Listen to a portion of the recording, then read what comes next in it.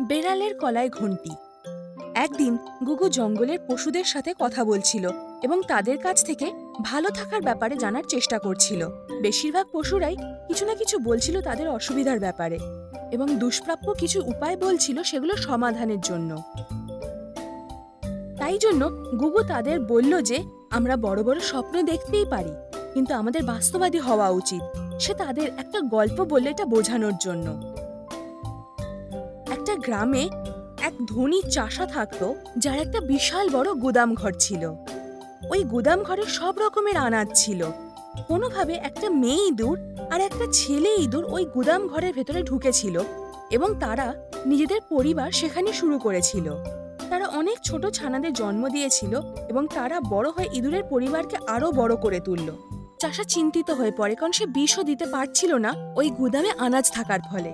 তাই সে সিদ্ধান্ত নিল সেখানে একটা বেড়াল আনার, ওই ইঁদুরের হাত থেকে মুক্তি পাওয়ার জন্য। সে একটা সুন্দর বড় বেড়াল কিনলো, যাকে গুদাম ঘরে রেখে দিল।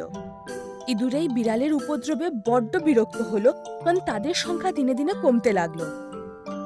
এই জন্য তারা একটা জোট হয়ে ঠিক করলো একটা মিটিং করবে। তারা সিদ্ধান্ত নিল যে এই বিড়ালটা যে তাদের এত জ্বালাচ্ছে তাকে সরানোর একটা উপায় বের করতে হবে তাদের। মিটিং এর দিন কোনো ইঁদুরই কোনো ফন্দি বলে উঠতে পারলো না, কিন্তু একটা চালাক ইঁদুর বলল যে তারা বেড়ালের গলায় একটা ঘন্টা বেঁধে দেবে। এরকম করলে ইঁদুরটা বলল যে তারা জানতে পারবে যখন সেই বেড়াল তাদের দিকে আসবে এবং তারা পালিয়ে যেতে পারবে। বাকি ইঁদুররা এটা শুনে খুব আনন্দ পেল এবং বলল যে এটা দারুণ ফন্দি। তারা সবাই মিলে হাততালি দিল এবং ভালো কথা বলল এই বেড়ালটাকে, যে এই বুদ্ধি দিয়েছিল।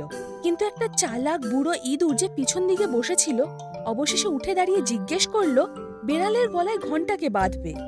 তখন বাকি ইঁদুররা বুঝতে পারলো যে বেড়ালের গলায় ঘন্টা বাঁধা প্রায় অসম্ভব কাজ, কারণ তারা ওর খাদ্য হয়ে যেতে পারে এই ফাঁকে।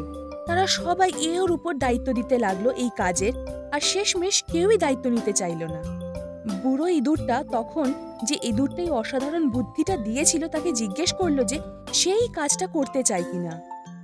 সেই ইঁদুরটা বস্তার পিছনে লুকিয়ে পড়ে বলতে থাকলো, না না, আমি এটা করতে পারবো না।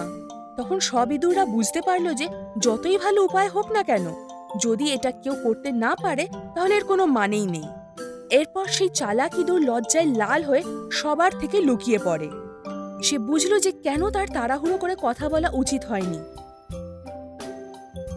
গুগুর থেকে এই গল্পটা শুনে বাকি পশুরা বুঝতে পারলো যে একটা উপায় বের করার গুরুত্বটা কতটা, তাই এবার থেকে তারা ভেবে কথা বলবে।